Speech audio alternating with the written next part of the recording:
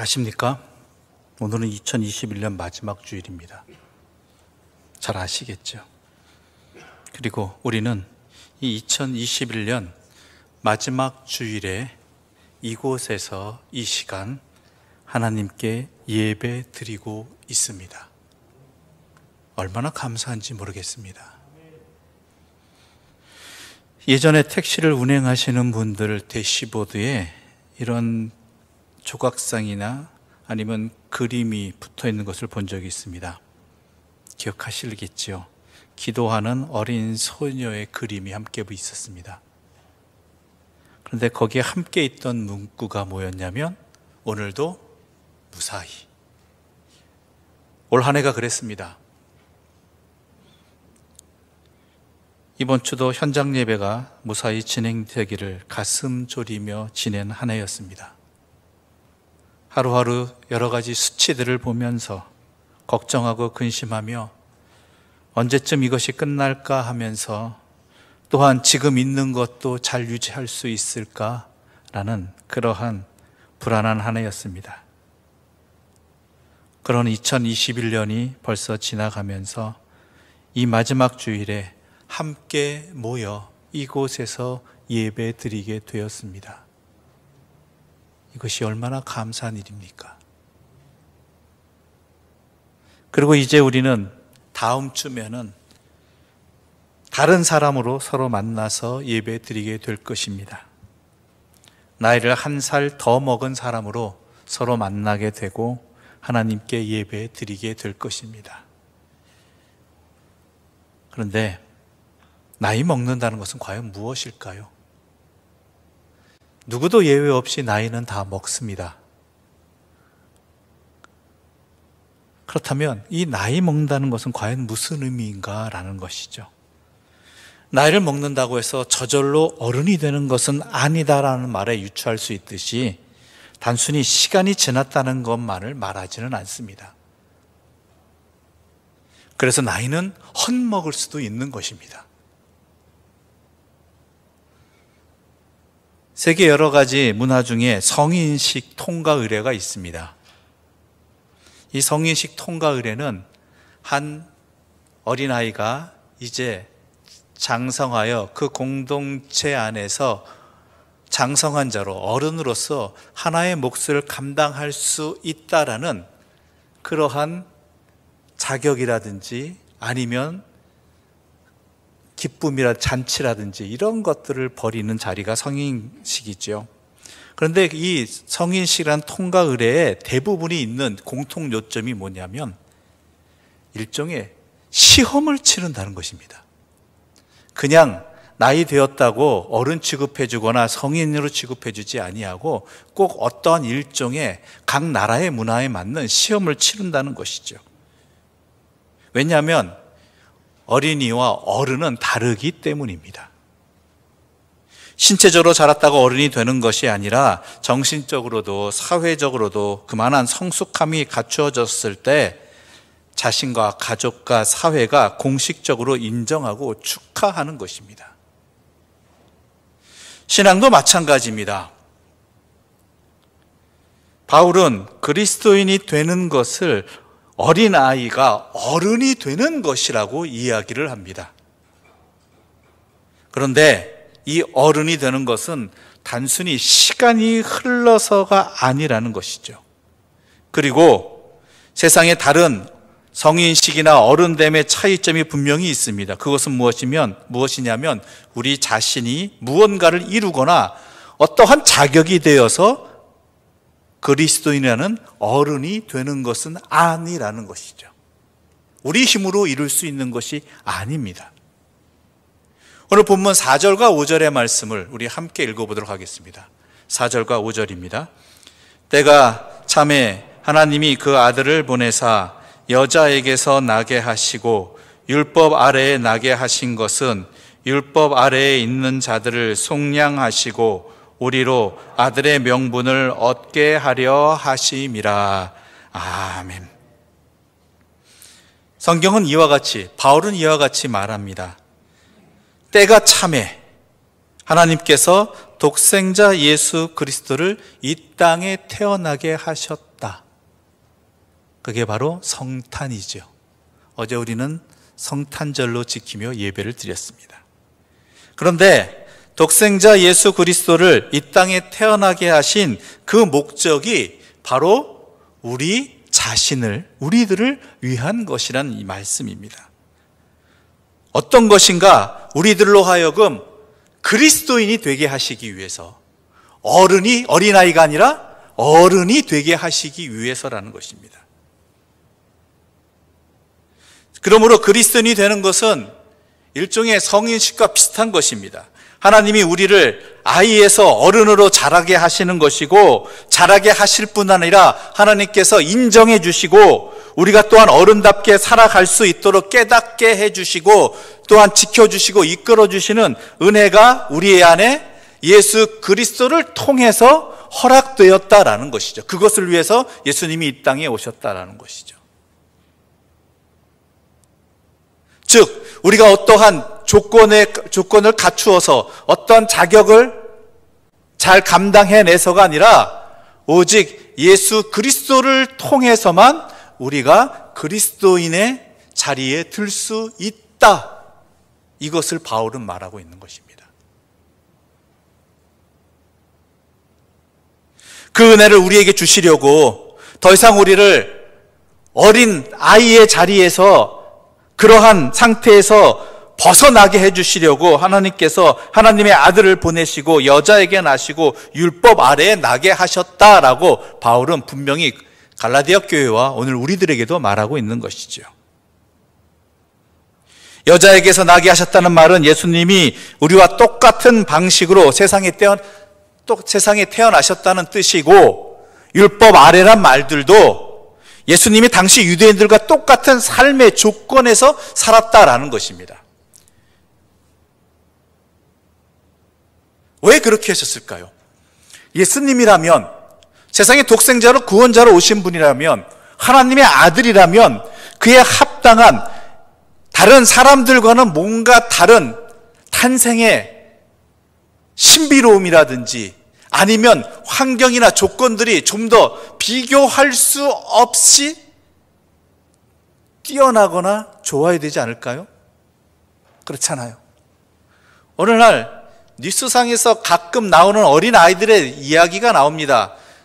걔들이 왜 그 어린 아이들이 무엇을 한 것도 없고 어떠한 자격을 갖춘 것도 아닌데 한 아기라든지 어린아이가 어떻게 지냈다느니 어디에 나타났다는지 이런 소식들이 가끔 뉴스라든지 아니면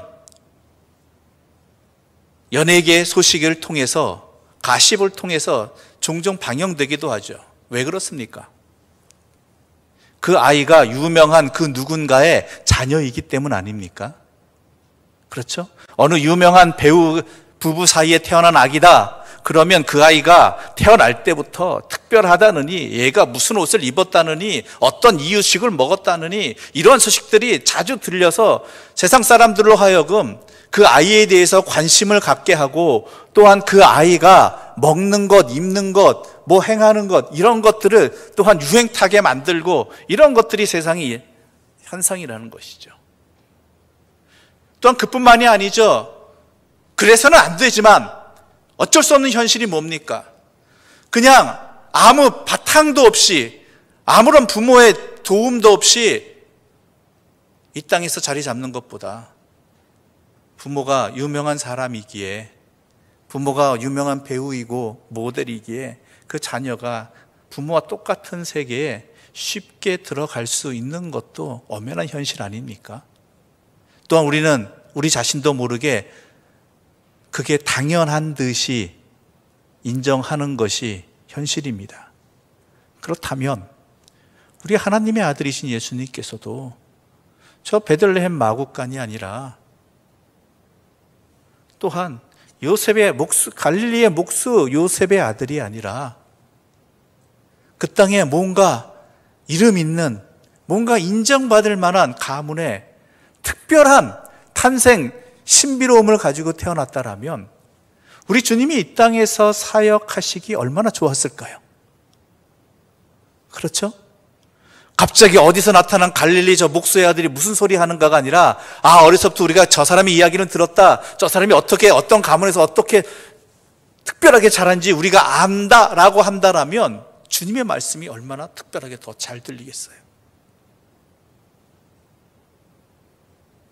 그런데 왜 하나님께서는 예수님을 한 여인의 아들로 태어나게 하시고, 또한 다른 모든 사람들과 평범한 유대인들과 똑같이 그러한 환경 속에서 이 땅에 살게 하셨는가라는 것이죠. 그것을 율법 아래에서 살게 하셨다라고 말씀하고 있는데요, 그것은요 우리를 속량해 주시기 위해서라는 것입니다. 아까 읽은 5절의 말씀은 이렇게 시작합니다. 율법 아래 있는 자들을 속량하시고. 속량이란 건 무슨 뜻이죠? 구해준다. 구해준다라는 의미예요. 즉 본인의 힘으로 벗어날 수 없는데 벗어나게 해주시는 특별한 누군가의 도움에 의해서 벗어나지게 되는 것, 이것이 바로 속량이라는 것이죠. 즉 건져내어서 구해주시기 위함이라는 것입니다. 예수님이 이 땅에 인간으로 오시고 우리와 똑같이 사신 예수님이 벗어나실 수 있다면, 그 율법의 속내에서 아래에서 벗어날 수 있다라면, 우리 또한 예수님의 은혜로 말미암아, 예수님의 본을 받아서 우리도 예수님의 은혜로 말미암아 그 율법 아래에서 속량되어질 수 있다라는 것이죠. 그렇잖아요. 힘들고 어려운 사람이, 어렵게 태어난 사람이, 가난하게 환경을 보낸 사람이 나중에 성공한 이후에 뭐라고 그래요? 나도 이렇게 어려운 환경 속에서 이렇게 할 수 있었습니다. 그러므로 뭐라고 해요? 그 다음엔 여러분도 할 수 있습니다. 물론 여기는 전제 조건, 예수 그리스도의 은혜가 반드시 있어야 되는 것이죠. 그렇다면 율법으로부터 속량한다는 게 뭘까요? 우리가 율법이라고 보통 말하면요, 우리가 일반적으로 갖고 있는 딱 먼저 떠오르는 생각이 있습니다. 모세가 시내산에서 하나님께로부터 받은 하나님의 백성이 어떻게 살아야 될지에 대한 말하는 그 율법, 그렇죠? 그와 관계된 것들, 규례, 율례, 이런 것들을 다 포함하는 것이라 생각을 하잖아요. 그런데요, 사도 바울은 분명하게 이야기합니다. 이 율법도 맞지만 여기서 갈라디아 이 본문에서 바울이 말하는 율법은요 좀 더 넓은 의미예요. 뭐냐면 예수 그리스도를 믿기 이전에 내 삶을 좌지우지했던 그 모든 것들,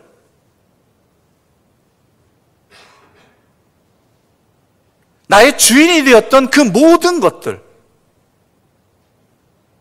갈라디아 교회에 어떤 문제가 있었냐면요, 사도 바울이 복음을 전했습니다. 예수를 믿고, 그리고 그들이 그리스도인으로 변화되었습니다. 그리스도인으로 기쁨으로 삽니다. 그런데 아직도 유대 율법주의에 사로잡힌 초대교회 어느 일부의 무리들이 갈라디아 교회에 와서 뭐라고 이야기했냐면, 너희들이 믿음 생활을 제대로 하려면, 그리스도인으로 제대로 살려고 하려면 유대 교회 규례, 율례들을 제대로 지켜야 된다.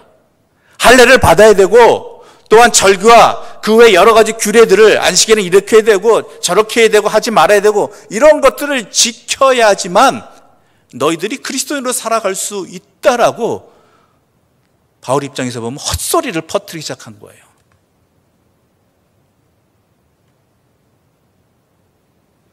그러니까 이거 바울로서는 너무 속 터지는 일인 거예요, 이 상황이. 아니, 예수 그리스도의 보혈의 은혜로 그리스도인이 되었는데, 주님을 믿는 사람이 되었는데, 왜 주님을 믿는다고 하면서 왜 어린아이적 너의 예수님을 믿기 이전의 삶의 그 습관대로 너를 규정지었던, 너를 좌지우지했던 그런 것들로 다시 돌아가느냐라는 것이죠. 돌아가게끔 만들 뿐 아니라 너희들은 또 왜 거기에 혹해가지고 그게 맞는 것처럼 유혹되었느냐라는 것입니다. 그래서 사도 바울은요 분명히 9절에서 이렇게 말합니다. 율법이를 다른 표현으로 뭐라고 이야기하냐면 약하고 천박한 초등학문이라고 이야기해요.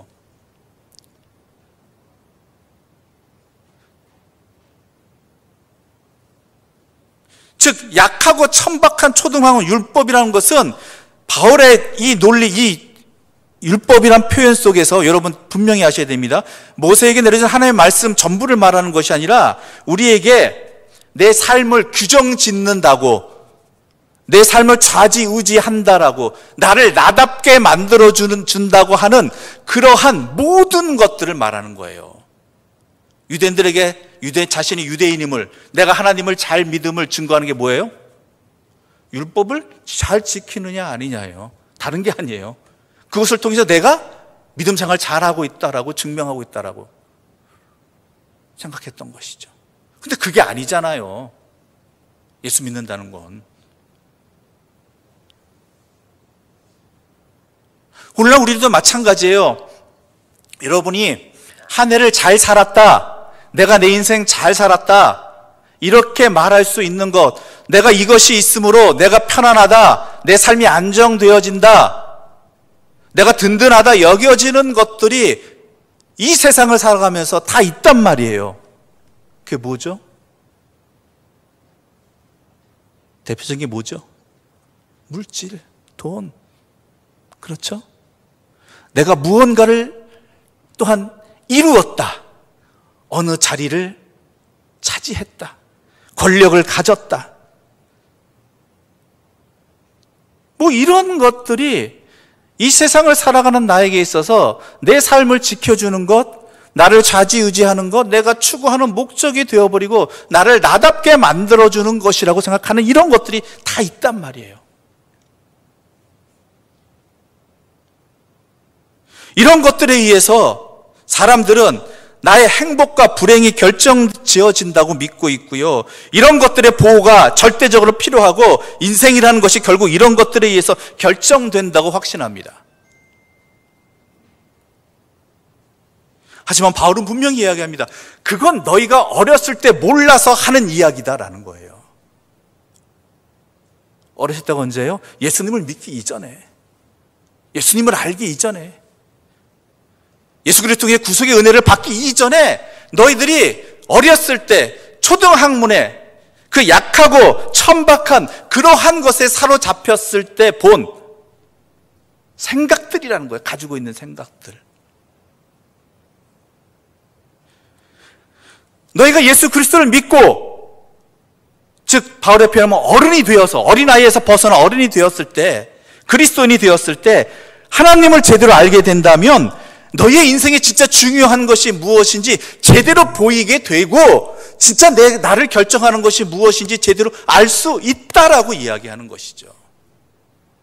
그런데 왜 다시 그 은혜를 입어놓고 왜 옛 어릴 적 습관으로, 그 어리석은 생각으로 다시 돌아가느냐, 왜 약하고 천박한 초등학문에 율법주의에 사로잡혀 사느냐라고 매우 안타까워하고 있는 것이죠. 여러분 어떻습니까? 여러분의 자녀가 장성하였습니다. 직장생활도 하게 되었죠. 그런데 직장생활 힘들다고 난 더 이상 이렇게 살고 싶지 않다고 모든 것을 다 팽개치고 여러분이 살고 계시는 집 안에 들어와서 여러분에게 먹을 것을 얻어먹고 여러분과 함께 살아가고 여러분의 용돈을 받고, 그리고 어릴 적 지가 하고 싶은 대로 했던 그 삶의 습관으로 돌아간다고 한다면 부모된 여러분의 속은 어떻겠습니까? 이건 미치고 팔짝 뛸 노릇이죠. 그런데 그러고 있다라는 거예요. 그러고 있다라는 거예요. 예수 그리스도의 은혜를 통해서 그리스도인이 되어서 진짜 내 인생의 참된 주관자가 누구이시고 내 인생을 결정짓는 분이 누구이시고 무엇에 의해서 내 인생이 행복과 불행이 결정지는지 분명히 깨닫게 해주시고 알게 해주셨는데 왜 다시 옛사람으로 돌아가느냐라는 거죠. 그 아래로.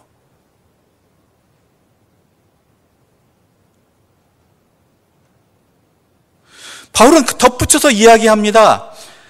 하나님께서 예수 그리스도를 여자의 몸에 태어나게 해주시고 또한 율법 아래에 살게 하신 이유는 우리로 하여금 더 이상 종이 아니라 아들의 명분을 주시려고, 세상의 종이 아니라 죄의 종이 아니라 하나님의 자녀로 회복시키기 위해서라고 분명히 말씀하고 있는 것이지요.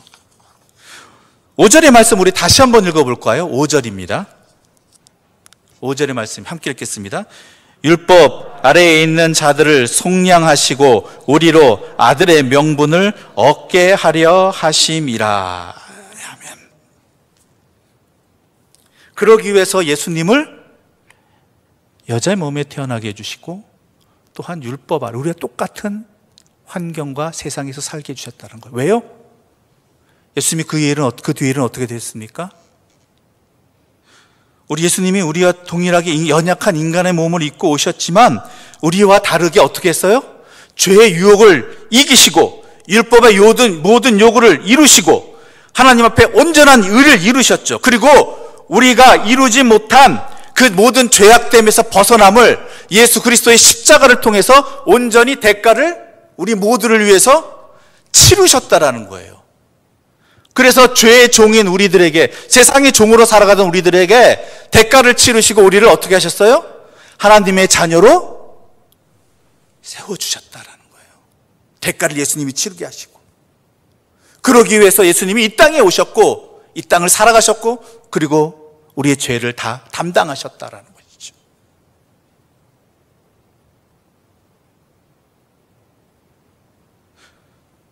주님으로 말미암아, 이 땅에 오신 그 주님으로 말미암아, 나를 위해 오신 그 주님으로 말미암아 내가 더 이상 종의 신분이 아니라 하나님의 자녀의 신분으로 살게 되었다.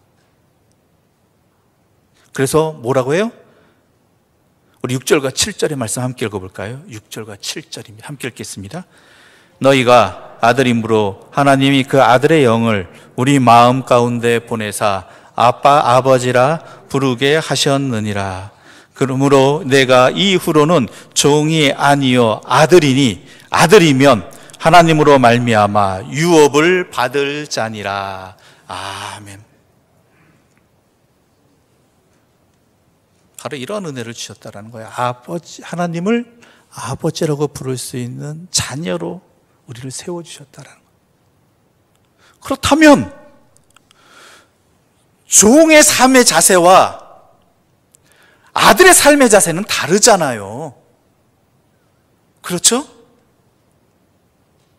세상의 종으로 살던 우리들의 생활과 삶의 목표와 기준과 하나님의 자녀로서의 삶의 모습은 분명히 보이는 것 다르고 깨닫는 것 다르고 행하는 것 다를 수밖에 없는데 왜 자꾸 옛사람으로 자꾸 롯의 아내처럼 뒤돌아보고 있는 거냐 이거죠. 내 생명은 지금 앞서가는 천사들의 뒤를 따라가는 것이어야 되지 내 뒤에 버리고 온 소돔의 그것을 왜 자꾸 돌아보고 있느냐라는 것입니다.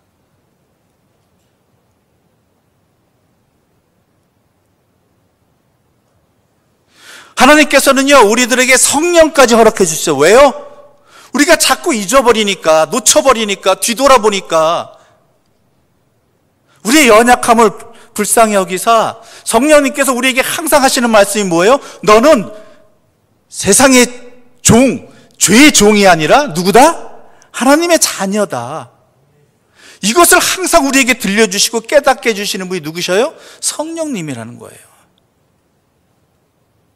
그래서 6절에 하나님이 그 아들의 영을 우리 마음 가운데 보내사 아빠 아버지라 부르게 하셨느니라라는 거죠.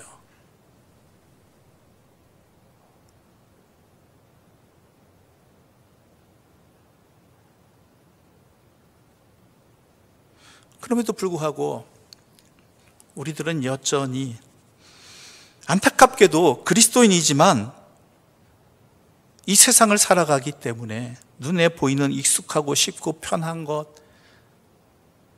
내가 지금까지 살아왔던 그 옛 모습으로 자꾸 넘어가려. 왜요? 두렵기 때문에, 혹시 근심되기 때문에, 염려되기 때문에.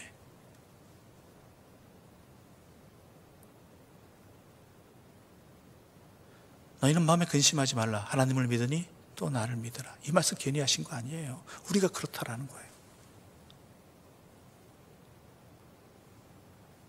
물론 하나님의 사람으로서, 그리스도인으로서, 어린아이가 어른으로서 감당해야 될 그 삶의 몫들, 또한 자세들 살아가면요, 어린아이 때보다, 내가 지금까지 익숙하게 살아왔던 그러한 종된 삶보다요 더 힘들고 어려울 수 있습니다. 여러분 그렇잖아요. 우리 가끔 그런 얘기 하잖아요. 어릴 때가 좋았지라고 이야기하잖아요. 왜 그 얘기 왜 하는 거예요? 지금 어른으로서의 삶이 쉽지 않다는 거예요. 그렇다고 여러분 어릴 때로 돌아가고 싶습니까? 아니, 어릴 적 삶으로 그대로 다시 회귀하고 싶으십니까? 아니잖아요. 그건 또 이미 난 그리스도인이에요. 하나님의 자녀예요. 그렇다면 그에 합당한 삶을 살기 위해서 살아가야 되는데,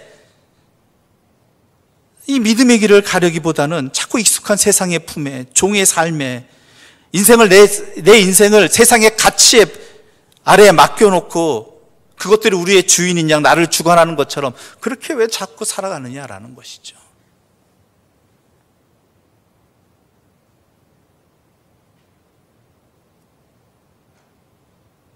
올 한 해 어떻습니까? 올 한 해도 그런 상태로 살아오진 않았습니까? 그런 것 같죠, 솔직히?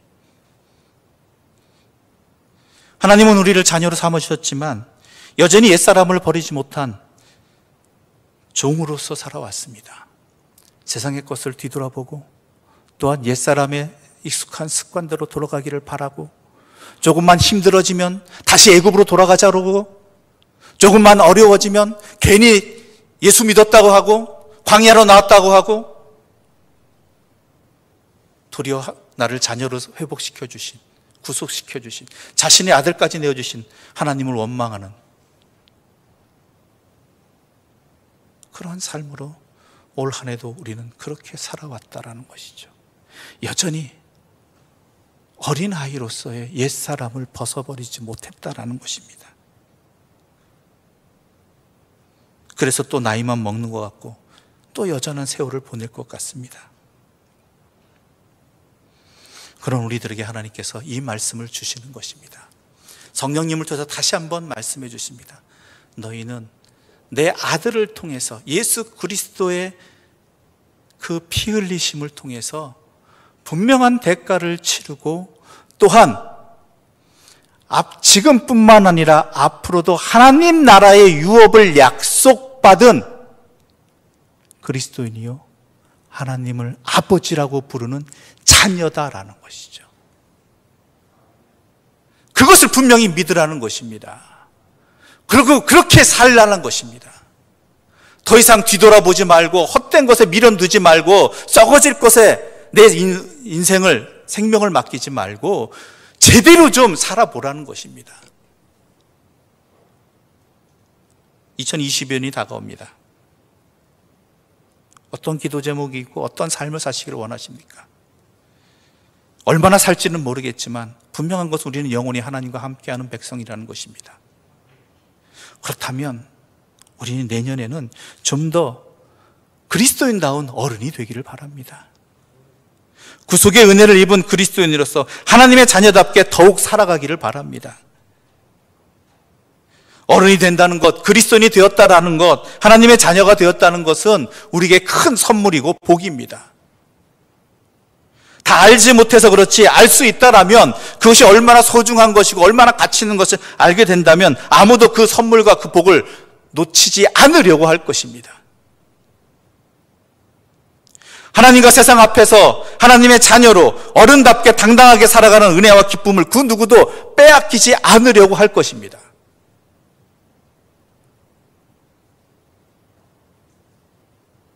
그 은혜를 내게 주시옵소서.